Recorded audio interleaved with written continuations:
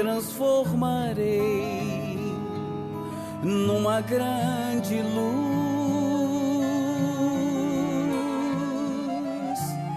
porque eu sou luz, eu tenho a luz, e eu me transformarei numa grande luz. Boa noite, meus irmãos. Que Jesus nos envolva em seu infinito amor, né? E hoje, né, ele falou das rosas, disse, uma vez eu li numa mensagem de que as rosas são o sorriso de Deus enfeitando a natureza. Uma coisa linda, não é? Então, as rosas são criação de Deus, como todos nós também somos, né? Obra do amor de Deus. E é este amor que nós precisamos incorporar à nossa vida. Por isso que nós voltamos tantas vezes, não é, meus irmãos? Estamos aqui há milênios, eu pelo menos acho que estou, né, há muito tempo. Porque nós precisamos aprender, mudar, né? Escolher caminhos novos para podermos crescer em direção a esse aprendizado do amor. Jesus nos deixou uma sublime lição quando lhe foi perguntado qual seria o maior mandamento. E ele sintetizou todos os 10 em apenas amar a Deus sobre todas as coisas, ao próximo como a si mesmo. Então, o amor é o mandamento maior, né? É pelo amor que nós vamos aproximar-nos de Deus, que nós vamos atingir a nossa destinação, que é a perfeição, né? Então, o amor é a nossa diretriz. É a nossa diretriz. Não há outra forma de transformação, de santificação. E cada um de nós, meus irmãos, por sermos herdeiros do amor maior, trazemos um potencial de amor dentro de nós. Todos nós trazemos um potencial de luz, né?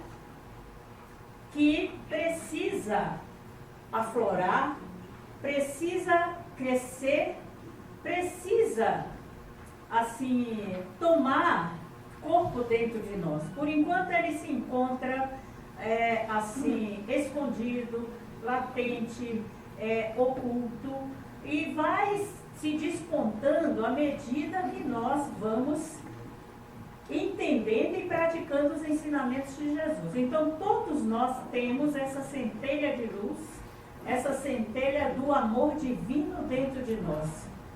Deus nos dotou desse dom maior de amar. E cada um vai exemplificando este amor segundo a sua própria condição, segundo aquilo que traz dentro de si. Diz que cada um dá o que tem, não é, meus irmãos? Cada um dá aquilo que tem. Os apóstolos de Jesus, quer dizer, os discípulos, né? Os discípulos foram aqueles que conviveram com ele, que foram os alunos. Mas existiram aqueles que não conviveram, que não foram discípulos, mas apóstolos, né? Então, aqueles que conviveram com Jesus fisicamente ou espiritualmente, né, através dos seus ensinamentos, todos eles eram pessoas em fase de evolução, de aperfeiçoamento espiritual. Todos traziam dentro de si esse dom do amor para ser ofertado, para ser distribuído. Foi por isso que Jesus os escolheu. Não por eles serem santos, porque ainda não eram santos, mas por serem criaturas de boa vontade. E cada um deles tinha muito a oferecer. Há uma passagem belíssima no Evangelho, que vem mostrar, né, assim, como a boa vontade fazia parte, né, do comportamento de cada um. Eles eram pobres, eles não tinham riquezas, eram pessoas que lutavam por dificuldades, né? Eram pessoas simples. Jesus escolheu aqueles simples pescadores, a maioria pescadores, né? Trabalhadores da terra. O único que era assim mais culto era Judas, né? E cada um se colocava num determinado patamar condizente com as suas condições interiores. Pedro, né, foi um dos que mais se destacou.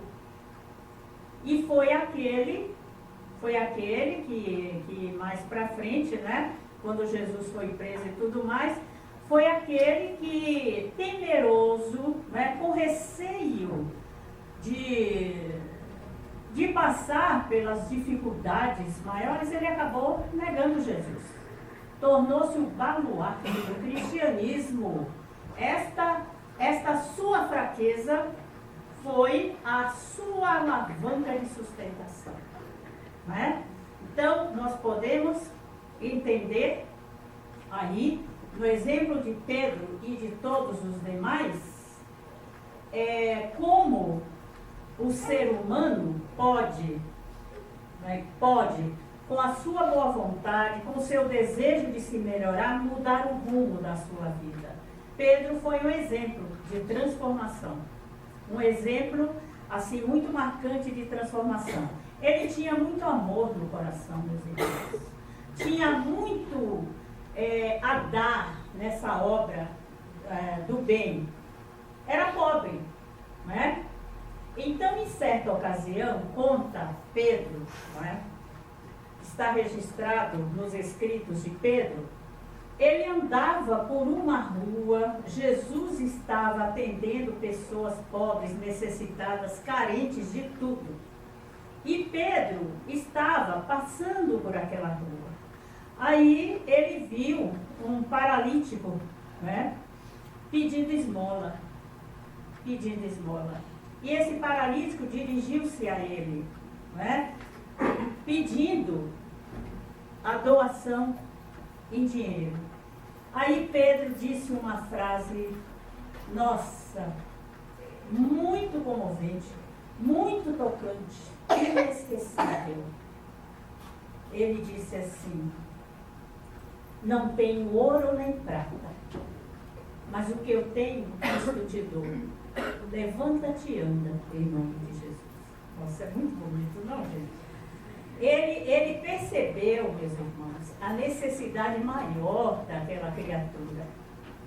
A moeda, a esmola, naquele momento tinha um pouco significado para ele, pouca importância. Importância era devolver-lhe a saúde. Por isso ele disse, antes ele conversou com ele, né? Perguntou se ele queria ser curado, e então ele falou: não tenho ouro nem prata, mas o que eu tenho, isto te dou. Levanta-te e anda em nome de Jesus. E assim aconteceu. O paralítico ficou curado da sua doença, da sua paralisia, e pôde levar a sua vida com dignidade, sem mais implorar a caridade alheia.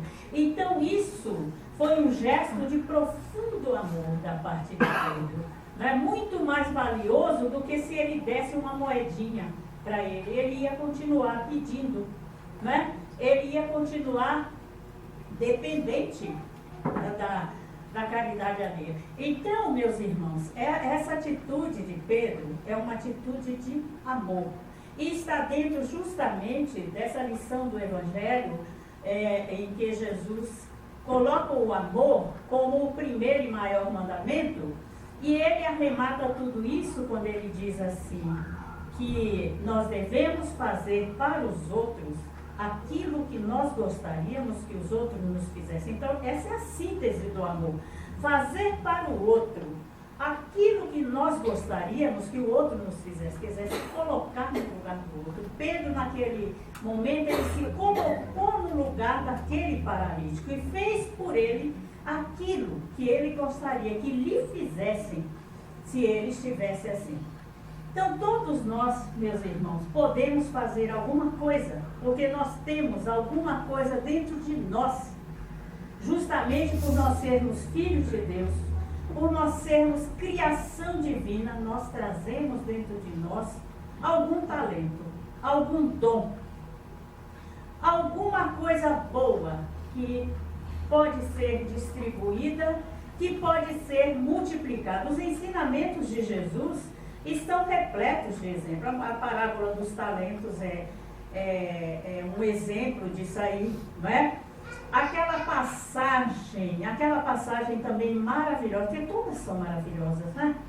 Nós precisaríamos de muitos séculos, né? Para nós podermos entender, assimilar, né? Os ensinamentos de Jesus. Mas nós estamos aqui, ó, neste século. Sabe-se lá em quantos outros nós já estivemos aprendendo, ouvindo a mesma coisa, no meu caso, né? E aí tentando colocar em prática. Quantas oportunidades Deus ainda vai nos dar de nós podermos ouvir estas lições maravilhosas. Então, os ensinamentos de Jesus são de todo tempo, de toda época, são sempre atuais. E ele sempre coloca alguma situação prática, porque Jesus era muito prático, observador, prático, objetivo. Ele coloca alguma situação como exemplo de comportamento para todos nós. Quando ele diz fazer para o outro aquilo que nós gostaríamos que o outro nos fizesse, ele dá vários exemplos dessa situação para que tudo fique muito claro, para que não haja aquela desculpa, mas é tudo muito confuso, é muita teoria, não entra na minha cabeça. Não. Os ensinamentos de Jesus não são teóricos, são muito práticos. Baiano tem um ditado, eu falo baiano porque eu sou de lá, né? Então, na Bahia tem um ditado, que eu não sei se já chegou aqui a São Paulo ou se chegou, já foi esquecido. Quando a pessoa fica insistindo muito numa coisa, sabe? Mas eu não entendi. E o outro explica. Aí depois o outro fala, se você quiser mais claro, põe azeite. É um ditado baiano, né? Então, nos ensinamentos de Jesus não há espaço para azeite. Não há espaço para azeite porque é tudo muito claro. É tudo muito explícito. Só não entende quem não quer. Não é, meus irmãos? Aliás, o próprio Jesus disse, bem-aventurados aqueles que têm olhos de ver e ouvidos de ouvir. Aqueles que sabem olhar e entender, olhar com profundidade, não na superfície, e ouvir e registrar. Esses estão sintonizados com esses ensinamentos e acabam se abrindo para este entendimento. E Jesus deixa tudo muito claro a respeito desse modo de proceder. Então, fazer para o outro o que o outro gostaria que fizesse é a prática do amor verdadeiro. Mas e aí? Aí ele dá um exemplo. A passagem do óbolo da viúva, não é? Jesus, como observador que era, ele estava em certa ocasião olhando o modo como as pessoas faziam as suas doações, né? Essa passagem está no capítulo do Evangelho segundo o Espiritismo, que tem como título Fazer o bem sem ostentação. Não deixe que a tua mão esquerda saiba o que a direita faz, né? Está nesse capítulo. Aí Jesus coloca lá o óbolo da viúva. Olha que coisa interessante, meus irmãos. O templo, né? Então havia os dias, né, para fazer as suas doações, para as pessoas fazerem as suas doações, né? E Jesus naquele dia, naquele momento, ele estava ali, observando como é que as pessoas faziam as suas doações. Havia como é que fala? Havia um objeto, né? Um objeto onde as doações eram colocadas. Que tem um nome esquisito, é um palavrão, gasofilácio. Era o gasofilácio, que era um objeto de metal. Ele foi feito justamente de metal, que era para fazer barulho. Porque as doações eram em moeda. Então, quanto mais moeda, quanto mais doação, mais barulho fazia, lógico, né?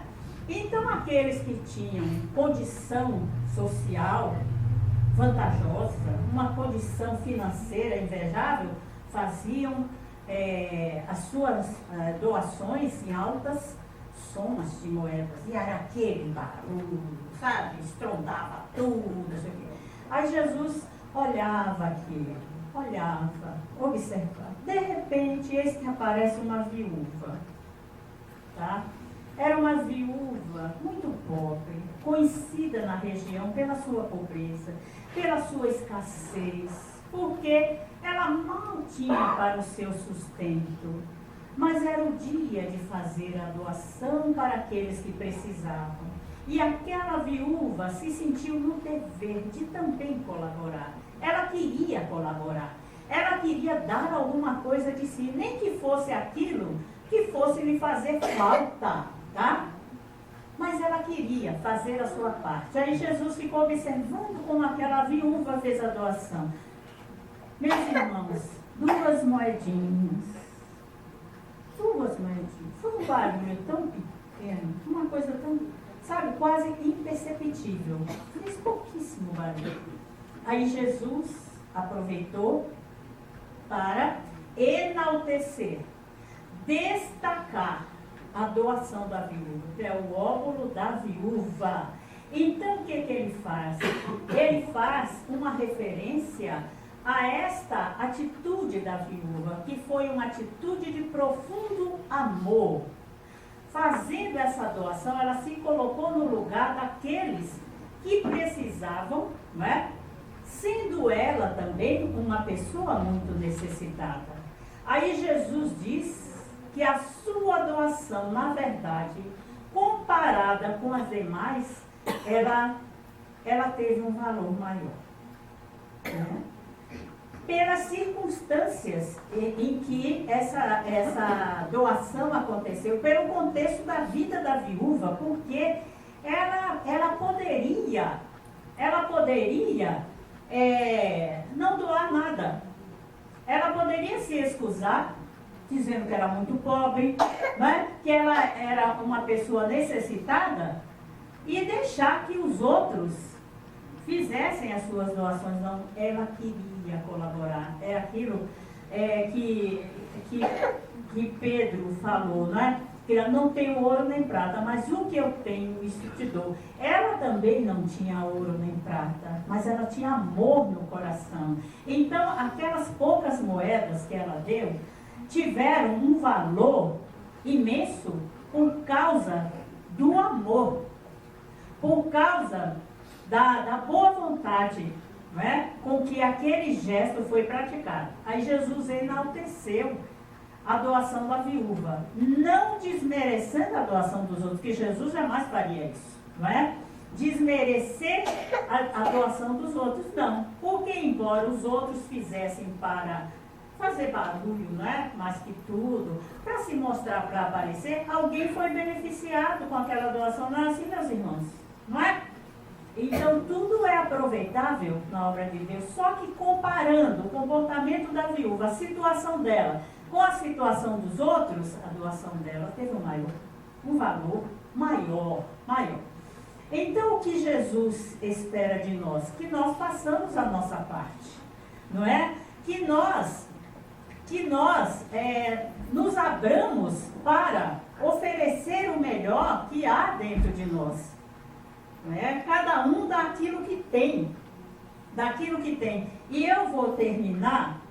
Ô meu querido, você vem sentar aqui para dizer que está na hora de terminar? Não, você está querendo dizer que já está na hora de terminar? Nossa, eu falo muito, hein, gente? Já está na hora de terminar, pelo amor de Deus. Para mim foi agora que eu comecei. 5 minutos, tá bom. Então, aí dá para contar uma história muito linda, bem semelhante a essa da viúva. Uma história, a da viúva foi verdadeira, mas ela já aconteceu há milênios aí. Mas essa é atual. Esta é mais atual. É do nosso século. Olha, é o seguinte, era uma pessoa também, era uma viúva muito pobre. É história verídica. Ela se chamava Rita do Amaral. Muito pobre. Ela ficou viúva muito cedo. E aí ela teve que ser pai e mãe de 2 filhos paralíticos. Ela morava perto de uma casa espírita. Ela frequentava essa casa espírita. Então, quando ela ia à casa espírita e ouvia aquelas mensagens de consolação, de esperança, ela voltava fortalecida para casa, para poder levar a sua vida, né? Com mais esperança. E assim foi. Aí um dia foi lá e ouviu o diretor da casa falar sobre trabalho social.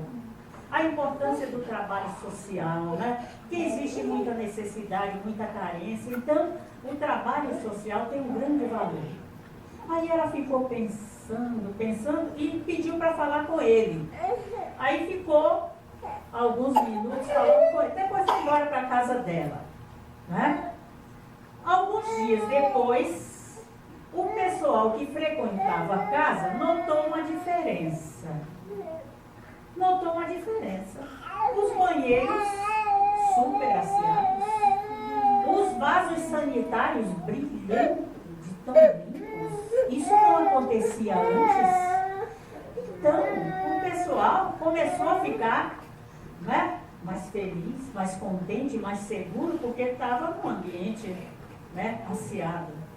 E isto, meus irmãos, perdurou por 19 anos. Durante 19 anos, aquela casa contou, não é, com esse asseio, com esta limpeza e tudo mais. A Rita morreu. 19 anos depois, a Rita morreu. Aí o diretor da casa quis fazer uma homenagem a ela e revelou para todos quem era a benfeitora oculta. A benfeitora oculta tinha sido a Rita, que assumiu o compromisso de dar aquilo que ela sabia fazer melhor, que era limpar. Ela sobrevivia justamente com a limpeza. Ela lavava roupas para fora, para poder sustentar seus filhos, não é? E aí, ele falou que todo aquele asseio, que toda aquela limpeza desfrutada por todos durante tantos anos se devia ao trabalho da Rita, à doação da Rita, porque ela foi falar com ele, na realidade, na minha cabeça, gente, quando eu li a história, eu pensei que ela foi pedir ajuda, não é verdade? O que é que passa pela nossa cabeça? Tão carinho, não. Ela foi oferecer ajuda. Ela podia ser uma pessoa que ia engrossar a fileira dos carentes, não é? Porque ela tinha todas as condições. Mas como tinha o dom do amor, o dom da boa vontade, ela quis doar aquilo que ela sabia fazer melhor. Porque ela percebeu que precisava, ali o local precisava de mãos dedicadas para manter o asseio daquele lugar. E assim foi. E assim ela fez a sua parte. Agora, que hora que ela fazia isso, né, gente? Os 2 filhos paralíticos ficavam com quem, né? Não, sabe que hora que ela fazia? De madrugada. Enquanto esperava os filhos dormir, ela tinha a chave do centro, aí ela ia para lá, limpava tudo, deixava tudo limpo e voltava para a casa dela. Às vezes nem dormia mais, né? Sacrificava horas de sono, mas a vida é assim, meus irmãos, cada um dá aquilo que pode dar, aquilo que tem para dar. O importante é não ficar à margem, o importante é não deixar de produzir, e todos nós podemos produzir, sabemos disso, cada um à sua maneira. O mundo está precisando muito de pessoas de boa vontade, de coração bom, não é? que possam dar o melhor de si para aqueles que necessitam, alguém que precisa de uma palavra amiga, um sorriso, não é assim? É tudo energia no universo, não é energia? Tudo é energia, não é? Um sorriso, um abraço, um aperto de mão, uma palavra de energia boa, que se espalha à nossa volta, que faz bem, que levanta a pessoa de onde ela estiver caída, que refaz, que fortalece, que dá esperança, coragem, ânimo. Eu estava tão para baixo, mas depois que eu falei com o fulano, meu Deus, que bem que me fez. Olha, que coisa bonita. Tudo isso é a doação de amor. Tudo isso é aquilo que Jesus falou, não é? Desse mandamento maior, desse amor que nós vamos praticando em doses pequenas, homeopáticas, mas firmes e seguras. E todos nós podemos, meus irmãos. Ai, não dá para falar mais. Olha, se me deixar aqui, mas já passou do horário. 3 minutos ainda tem? Não, acabou. Cartola. Cartola. Ó, meus irmãos, mas o negócio é esse. Olha, vamos sair daqui com a certeza de que nós, aqui, né, o hino da casa já disse, eu sou luz, eu tenho a luz, e eu me transformarei numa grande luz. Então, nós somos essa luz, e é justamente o nosso empenho, o nosso esforço em dar o melhor de nós que vai nos fazer, assim, nos transformar nessa imensa luz.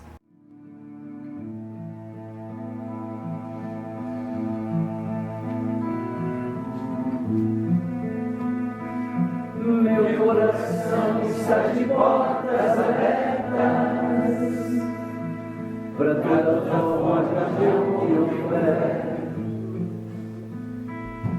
Que a verdadeira dignidade habite em mim.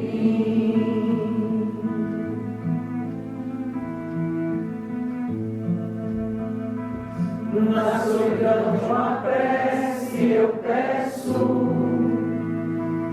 sabedoria no caminhar, por entre as sendas celestes que levam ao Pai.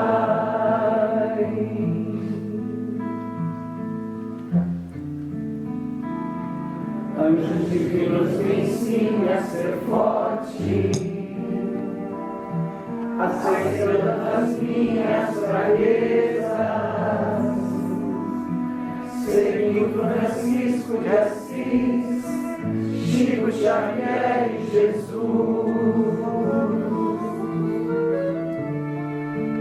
Porque eu sou luz, eu tenho a luz,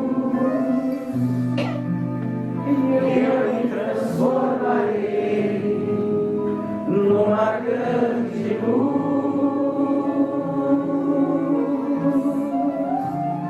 Porque eu sou luz,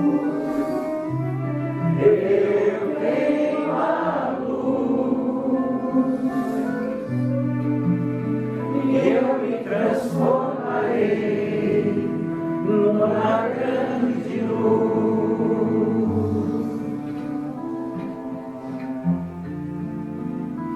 Anjos divinos me ensinem a ser forte, aceitando as minhas fraquezas,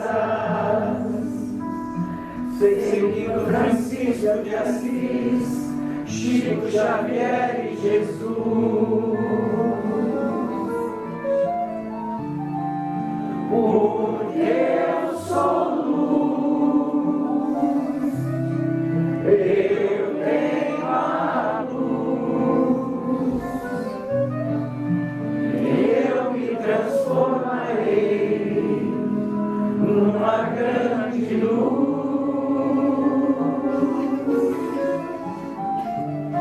Porque eu sou luz, eu tenho a luz, e eu me transformarei numa grande luz.